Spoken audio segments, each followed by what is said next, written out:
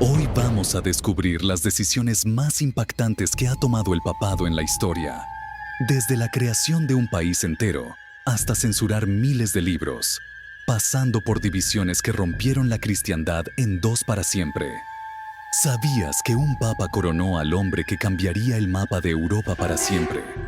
¿Qué papel jugó la Iglesia en la creación del Estado Vaticano o en la Declaración de los Derechos Humanos? Hoy exploraremos las 7 decisiones más trascendentales tomadas por el papado. Momentos que transformaron el mundo político, social y cultural. ¿Cuáles fueron sus impactos? ¿Cómo influyeron en nuestras vidas hasta hoy?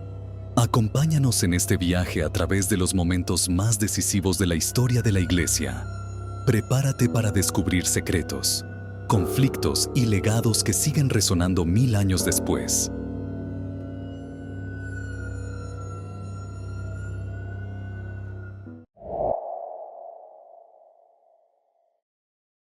¿Sabías que el país más pequeño del mundo es, al mismo tiempo, uno de los más influyentes? Bienvenidos al fascinante misterio detrás de la creación del Estado Vaticano, un evento que transformó la historia de la Iglesia Católica y del mundo entero.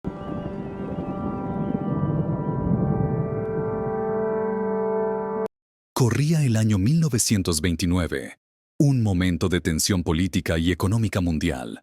En pleno corazón de Roma, se firmaba un acuerdo que parecía imposible: los Pactos de Letrán, un tratado entre el Papa Pío XI y Benito Mussolini.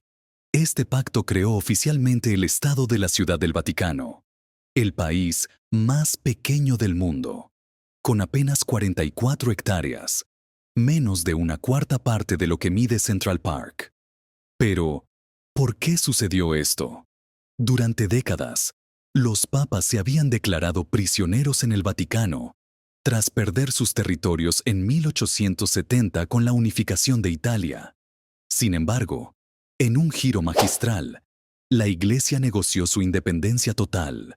A cambio, renunciaba a cualquier pretensión política sobre los antiguos estados pontificios. ¿Y cuánto costó este acuerdo? Aquí viene lo sorprendente. Como parte del trato, Mussolini pagó al Vaticano 1.750 millones de liras italianas, equivalentes hoy a unos 1.000 millones de dólares. Este fondo inicial permitió a la Iglesia crear un sistema financiero que incluye uno de los bancos más enigmáticos del mundo: el Instituto para las Obras de Religión, conocido por muchos como el Banco Vaticano.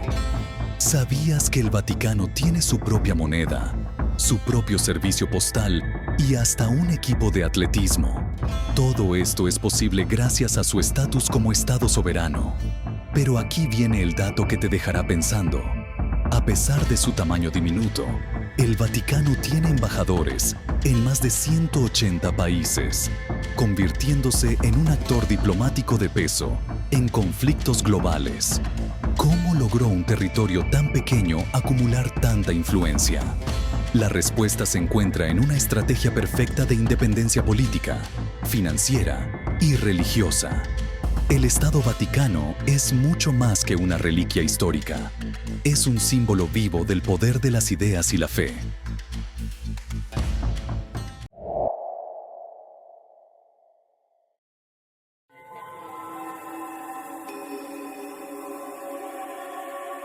Imagina una noche fría del 25 de diciembre del año 800, en la majestuosa Basílica de San Pedro, llena de antorchas y cánticos solemnes. Ocurre uno de los momentos más impactantes de la historia de Europa: la coronación de Carlomagno como emperador del Sacro Imperio Romano. Pero aquí está el misterio. ¿Por qué el Papa León III, el líder espiritual del cristianismo, decidió colocar la corona imperial sobre la cabeza del rey de los francos? Este evento no solo marcó el nacimiento de un nuevo imperio, sino que redefinió la relación entre la Iglesia y el poder político durante siglos. Carlomagno ya era un hombre legendario. Gobernaba un vasto territorio que abarcaba lo que hoy es Francia, Alemania, Italia y más. Su misión: unificar Europa bajo el cristianismo. Pero al ser coronado emperador por el Papa, el mensaje fue claro. La autoridad terrenal de los reyes debía someterse a la autoridad espiritual de la Iglesia. ¿Y por qué el 25 de diciembre? El Papa eligió esta fecha simbólica para vincular a Carlomagno con el nacimiento de Cristo, reforzando la idea de que su poder venía directamente de Dios. Lo más fascinante es cómo este evento transformó el mapa político de Europa. El Sacro Imperio Romano se convirtió en una fuerza dominante durante casi 1000 años, moldeando reinos, culturas y religiones. Pero también sentó las bases de conflictos interminables entre emperadores y papas, cada uno reclamando la supremacía. ¿Sabías que Carlomagno nunca quiso ser coronado de esta manera? Algunos relatos dicen que se sintió traicionado por el Papa, ya que la coronación lo colocaba bajo la sombra de la Iglesia en lugar de ser un soberano independiente. Aún así, aceptó el título, y con ello, el curso de la historia cambió para siempre. ¿Qué habría pasado si Carlomagno se hubiera negado a ser coronado? Esa es una pregunta que aún intriga a los historiadores. ¿Y tú, qué opinas?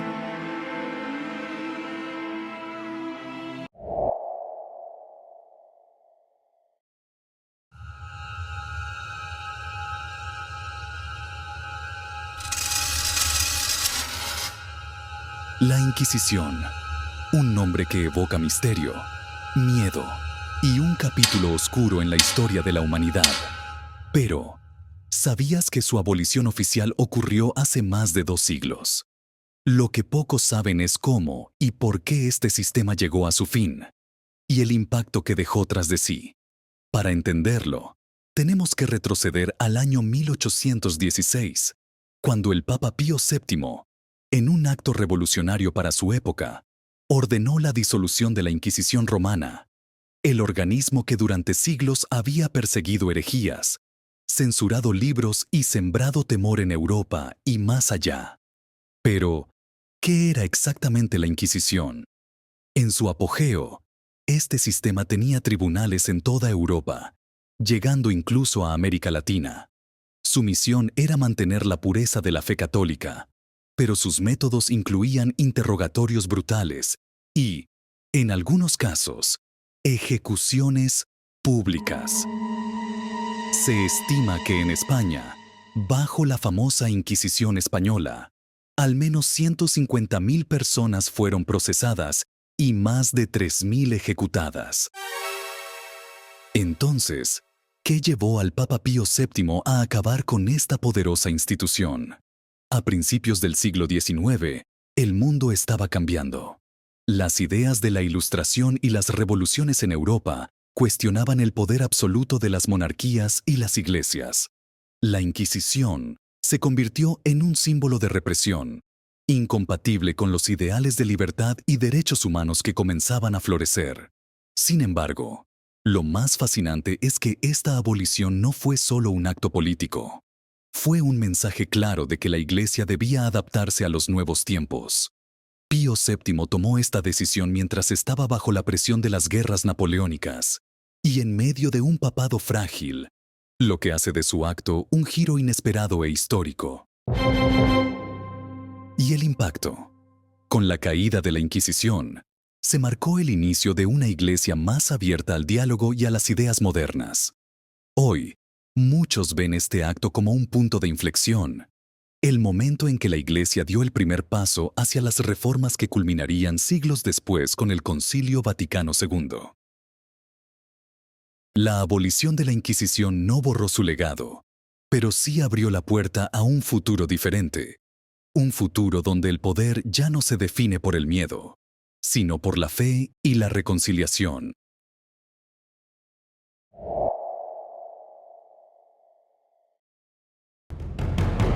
En 1948, el mundo se tambaleaba tras los horrores de la Segunda Guerra Mundial.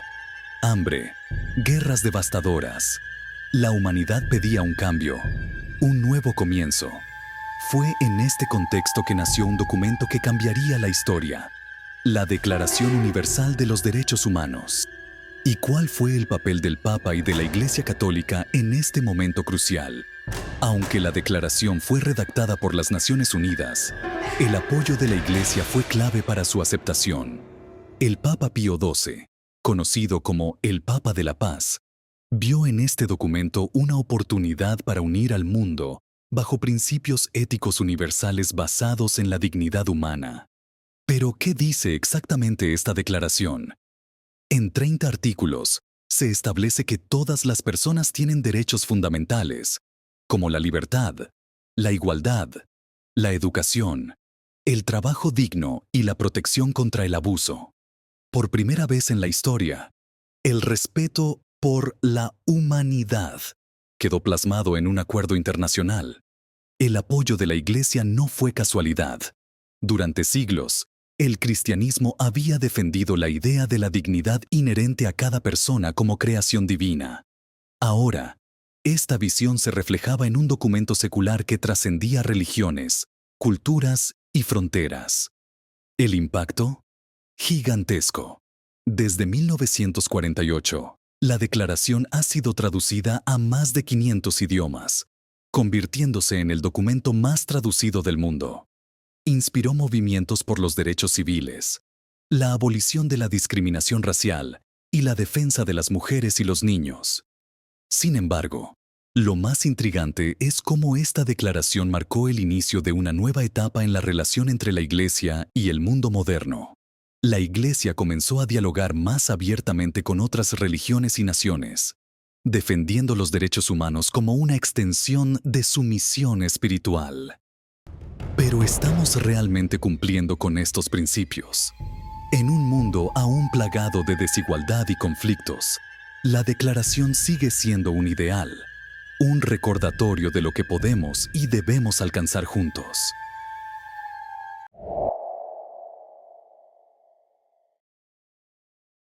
Imagina un mundo donde leer el libro equivocado podía costarte la vida. Ese fue el impacto del Índice de Libros Prohibidos, un listado creado por la Iglesia Católica en 1559, bajo el papado de Pablo IV. Su objetivo: controlar el pensamiento, proteger la fe y silenciar las ideas que consideraban peligrosas. Pero, ¿qué tan influyente fue este índice? Más de 4.000 libros fueron incluidos, desde obras filosóficas y científicas hasta novelas y traducciones de la Biblia. Autores como Galileo Galilei, Voltaire e incluso Descartes encontraron sus nombres en esta lista negra. Cualquier obra que cuestionara la autoridad de la Iglesia o promoviera ideas contrarias a la doctrina estaba destinada a desaparecer. ¿Por qué se creó este índice? El siglo XVI fue un periodo turbulento. La Reforma Protestante había sacudido los cimientos de la cristiandad, y la imprenta, una nueva y poderosa herramienta, permitió la rápida difusión de ideas. Ante esto, la Iglesia necesitaba una respuesta contundente, y el Índice de Libros Prohibidos se convirtió en su arma para controlar la narrativa. ¿Cómo funcionaba? Los libros prohibidos eran quemados, y aquellos que los poseían o los leían podían enfrentarse a graves castigos, incluso la excomunión. Pero aquí está lo sorprendente. El índice no solo frenó ideas heréticas, sino que también marcó el destino de grandes descubrimientos. Galileo, por ejemplo, fue censurado por sus teorías heliocéntricas, lo que retrasó el avance científico durante décadas. Sin embargo, este control no siempre fue efectivo. Las ideas prohibidas encontraron formas de sobrevivir, circulando en secreto y desafiando la autoridad de la Iglesia. Con el tiempo, el índice perdió fuerza, y en 1966, tras más de 400 años, fue oficialmente abolido bajo el papado de Pablo VI.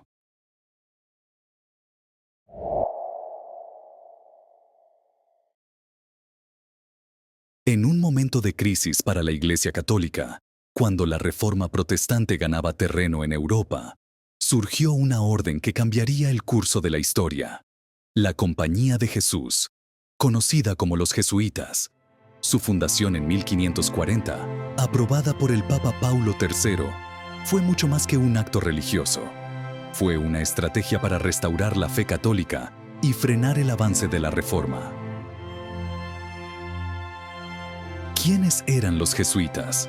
Fundados por San Ignacio de Loyola, su misión era clara: servir al Papa y defender la fe. Pero lo que los diferenciaba de otras órdenes fue su enfoque en la educación, la disciplina militar y la expansión global. Con un voto de obediencia absoluta al Papa, se convirtieron en la tropa de élite de la Iglesia Católica. En menos de 20 años, los jesuitas ya estaban presentes en Europa, América, África y Asia.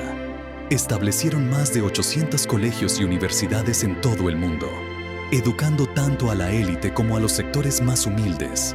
Su labor no solo formaba sacerdotes, creaban líderes políticos, científicos y filósofos. Pero su impacto iba más allá de las aulas. Los jesuitas también fueron misioneros audaces que llevaron el cristianismo a lugares donde nunca había llegado. En la India, China y Japón, adaptaron sus métodos a las culturas locales, aprendieron idiomas y se convirtieron en intermediarios entre mundos completamente diferentes. ¿Sabías que la Compañía de Jesús se convirtió en una de las instituciones más influyentes del mundo en apenas un siglo?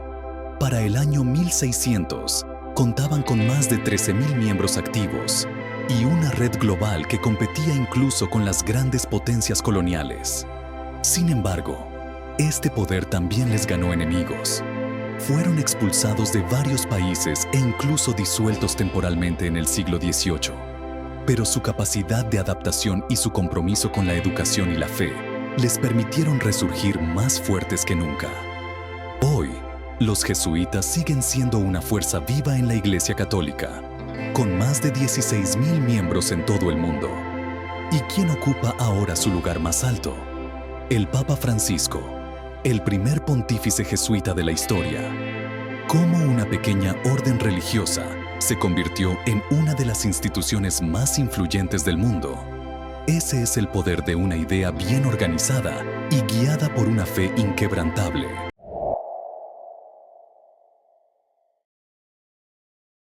Fue un día que cambió para siempre la historia del cristianismo. El año era 1054, y lo que comenzó como un desacuerdo teológico terminó dividiendo a la Iglesia en dos mitades: Oriente y Occidente.